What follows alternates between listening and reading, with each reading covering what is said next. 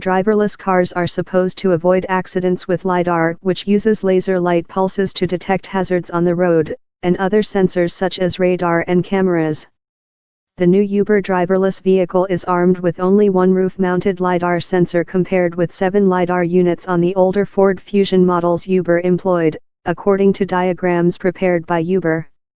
In scaling back to a single lidar on the Volvo, Uber introduced a blind zone around the perimeter of the SUV that cannot fully detect pedestrians, according to interviews with former employees and Raj Kumar, the head of Carnegie Mellon University's Transportation Center, who has been working on self-driving technology for over a decade. The lidar system made by Velodyne, one of the top suppliers of sensors for self-driving vehicles, sees objects in a 360-degree circle around the car, but has a narrow vertical range that prevents it from detecting obstacles low to the ground, according to information on Velodyne's website as well as former employees who operated the Uber SUVs. Autonomous vehicles operated by rivals Waymo, Alphabet Inc.'s self-driving vehicle unit, have 6 lidar sensors, while General Motors Co.'s vehicle contains 5, according to information from the companies. Uber declined to comment on its decision to reduce its lidar count.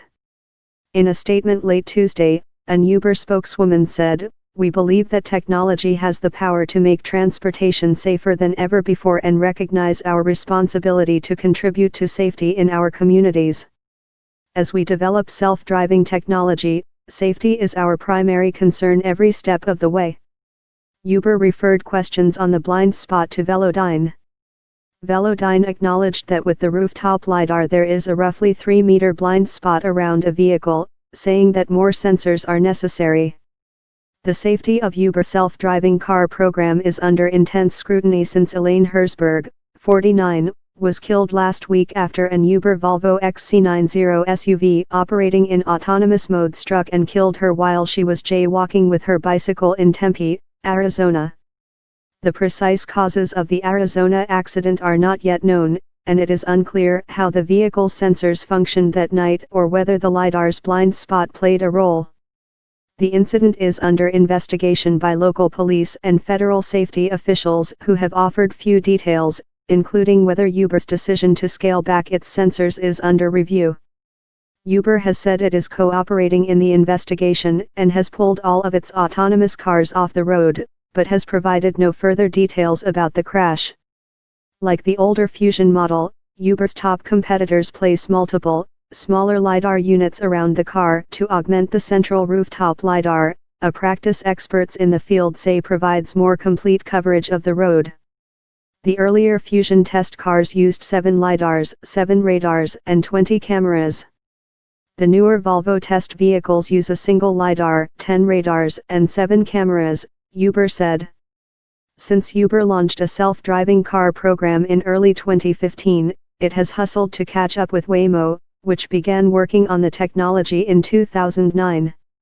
Uber management moved swiftly and confidently even as some car engineers voiced caution, according to former employees, in a rush to get more cars driving more miles. 7 experts who have reviewed the crash agree that a self-driving system should have seen Herzberg and braked. She had crossed nearly the entire 4-lane, empty road before being struck by the front right side of the vehicle. The night was clear and streetlights were lit. Radar is supposed to compensate for the lidar's blind spot, said Raj Kumar. Uber declined to comment on its radar system. Volvo Car Group, owned by China's Geely, declined to comment. A Ford spokesman said the company was not involved in Uber's use of the Fusion or the self-driving technology employed on the cars. To be sure, there are many possible causes of the crash other than the lidar blind spot. There could have been a software failure in the Uber car, said Richard Murray, an engineering professor at California's Institute of Technology and the former head of Caltech's student self-driving team. But this would be quite surprising since there was nothing else on the road, he said. The blind zone and Uber diagram of the Fusion model notes that front, rear and wing-mounted lidar modules aid in the detection of obstacles in close proximity to the vehicle, as well as smaller ones that can get lost in blind spots. A diagram of its Volvo version shows a single lidar system on the roof. In reducing its lidar units, Uber chose to rely more on radar to detect obstacles that may end up in those blind spots, according to company statements.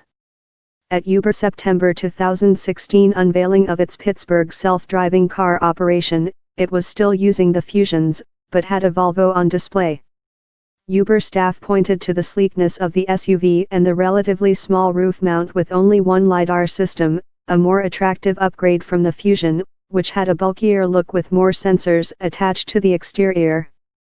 A former employee said Uber justified the decision to slim down to one lidar by saying they overdid it with the additional sensors on the Fusions, suggesting the multiple lidars were unnecessary as Uber continued to refine its self-driving system.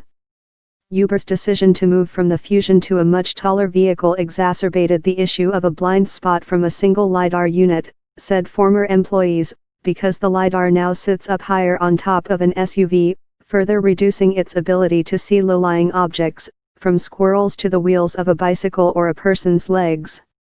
One former Uber employee involved in testing both the Fusions and Volvo SUVs said that during a test run in late 2016, the Volvo failed to see a delivery truck's tailgate lift that extended into the street, and the car nearly hit it going 35 miles per hour. Uber declined to comment on specific testing incidents, but said its technology is constantly being updated and improved, and every incident in the cars is logged and checked out by an engineer.